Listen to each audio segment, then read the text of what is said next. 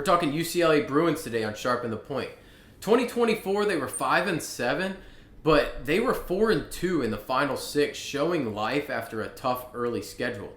Head coach Deshaun Foster enters his second season, and he did a really nice job of keeping them motivated after a really tough start to the season, and he had a tough start to his tenure at Media Day. He was able to really turn it around, and in my opinion, he deserves the benefit of the doubt going into this second season as they really continue to play hard for him all year, showing his leadership capability.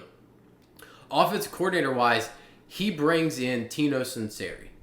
Now, it's his first season as the offensive coordinator. He was the co-OC at Indiana, and he did absolutely great things with the likes of Cole Johnson, Todd Centeio, and Jordan McLeod at James Madison, and then Curtis Rourke at Indiana. I give him all the credit over Mike Shanahan for those guys. Johnson was the FCS National Player of the Year in their last season in the FCS, while Centeio and McLeod both won Conference Player of the Year in the Sun Belt when they first moved up, and then Rourke bounced back to an extremely high level compared to what he played as in 2023 at Ohio. Defensive coordinator remains the same with Ikeka Malloy. He's in his second season. I think he did a fabulous job also taking over that defense. Quarterback, Nico Iamaleava. He comes in, he had a widely publicized departure at Tennessee. Nico is absolutely an upgrade over what they were going to have with Joey Aguilar in the trade they made there. He played okay in his time at Tennessee, but arguably to me, his best game was that first game against Iowa in the bowl game.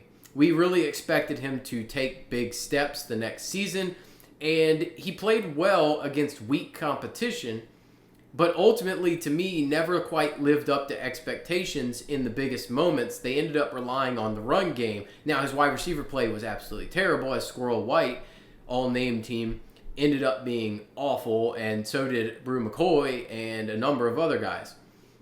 Now, though, he gets what I've termed the quarterback guru of Sunseri to offer him his tutelage.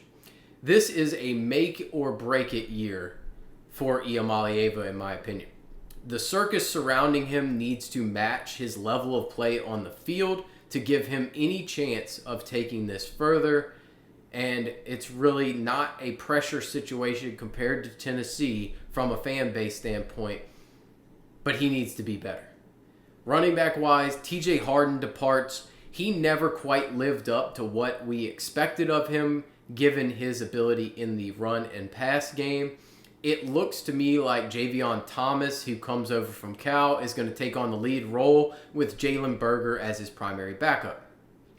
Thomas had a really quality season at Cal, spelling an oft-injured Jaden Ott routinely throughout the season when called upon to be the feature back. He ended up excelling.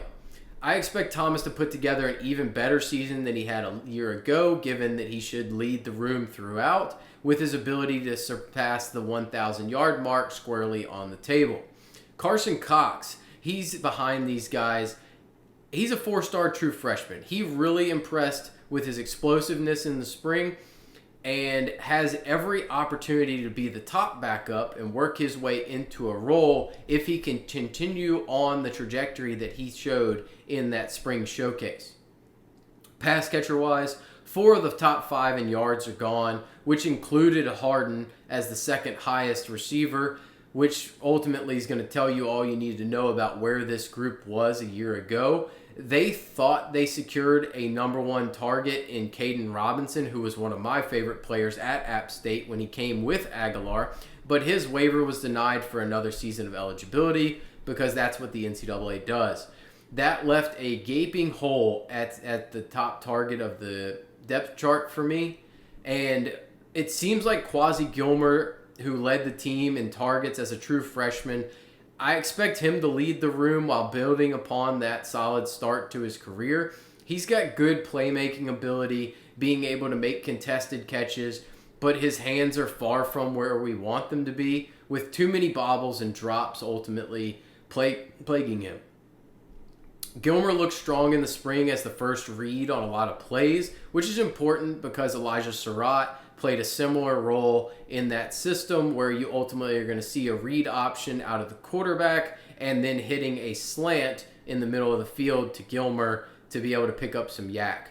Titus Mokai Atalamala and Mikey Matthews, who comes over from Cal, are going to be in contention for that number 2 role behind Gilmer.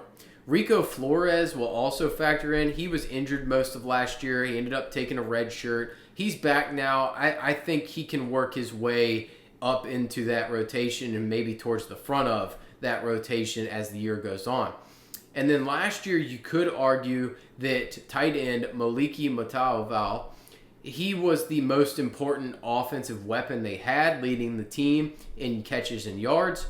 He's also gone now, as is his backup. That's going to lead to Jack Peterson seeing the lion's share of the reps at the position. I just believe more passes go to the wideouts, that while the tight end role is reduced, given that this offense, we saw it a lot, they will exploit the tight end position on some deeper routes, but they're more so not necessarily trick plays, but they're unexpected plays where Zach Horton was one of the beneficiary in this offense for a couple years at both James Madison and Indiana. Offensive line-wise, the line was absolutely porous last year, and it led to the poor run game results. And ultimately, quarterback Ethan Garbers was constantly running for his life. They went full rebuild mode here with quite a few new starters in the fold, with the exception to me of Garrett DeGiorgio. He performed the best out of the group last season. They brought in 4 transfers in Cortland Ford from Kentucky, Julian Armella from Florida State, he's talented, Eugene Brooks from Oklahoma, and Katie Arnold from Jacksonville State. These were previously highly rated guys who will likely be an improvement over last year's iteration of the unit. We just don't know how much that improvement will be by comparison to where they need to be a good unit. Armella played well at right guard in the spring and performed well in the one-on-ones, as did Ford, who I expect to be the left tackle. How this unit meshes and develops will go a long way to knowing how this season will unfold, as Iamaleava needs a clean pocket to operate, and they need to get running lanes and room, especially a lot more running room for Javion Thomas than they did provide for TJ Harden last season. Defensive line, for as bad as that offensive line was last season, the defensive line was equally as good, being a disruptive force and just absolutely suffocating against opposing run games. The loss of Jay Toa will be felt. He goes to the NFL, but there's plenty of returning production and new pieces that will keep this as an effective, deep unit. They're going to need to be that with all of the changes occurring behind them in the other 2 levels of the defense. Keanu Williams is going to return after missing most of last season due to an injury, as does Gary Smith III, who missed the entire year. And then additions of Nico DeVilliers from Arkansas, Ashton Sanders from Oklahoma, and Keyshawn Bennett from Michigan are only going to help to bolster the unit. Producing a pass rush off the edge from a base set is going to be their biggest challenge, leading them to need to get creative with blitz packages to get home, making them more vulnerable as on the back end, as none of the guys that they kind of have up the front are really noted as pass rush specialists getting home in one-on-one situations off the edge. Linebacker-wise, the loss of Carson Schlesinger, he was just an absolute dominant force with 136 tackles, 4 sacks, and 2 interceptions, along with second leading tackler Kane Madrano take away nearly all of the snaps from a year ago, and replacing them is going to be nearly impossible. But backup Jalen Woods is now going to step into a prominent role after playing very little previously. Joining him, I expect to be Isaiah Chisholm, who comes over from Oregon State. He's going to need to step his game up to maintain his starting role. Defensive back in the secondary suffered similar, if not almost worse, as the linebacking core, with the top 6 all being gone, leading to a complete rebuild. Most notably, the losses of free safety Brian Addison and nickelback KJ Wallace are going to affect them a ton. Getting cornerback Kanye Clark back from injury is going to bolster the unit, But with all the losses, they hit the portal hard and fast to restock the position, adding 9 guys from the portal who will be relied upon heavily to play at a high level right away. The most pertinent of them to me are Andre Jordan from Oregon State, Key Lawrence from Ole Miss. He's probably the best of the bunch. Robert Stafford from Miami, Benjamin Perry from Louisville, Cole Martin from Arizona State, and Jameer Johnson from Indiana. They headline the group. There's a lot of potential here given their pedigree, but they have yet to produce at those high levels yet. Lawrence specifically, I noted, he looked legit in the spring, as did Martin, who moved well with a good change of direction after having a hip injury previously. And then Stafford seems locked into one of the starting corner spots as the top guy on the outside. Croy Stewart is a returner who will heavily factor in the rotation at safety after he showed well in limited reps a year ago. Looking at the schedule and outlook for this season, Nico needs to have his production meet his projection. We've long thought he was very good and projected him to be very good. His production needs to hit that for this team to go where they want to go. They need to get off to a hot start by carrying over the momentum from the end of last season in order to reach a bowl game, which should be their goal. Looking at the start of the schedule, Utah, I think that's a loss, man. Like, Utah had a terrible season last year. Everything fell apart. Cam Rising was just gone, not to be seen from again.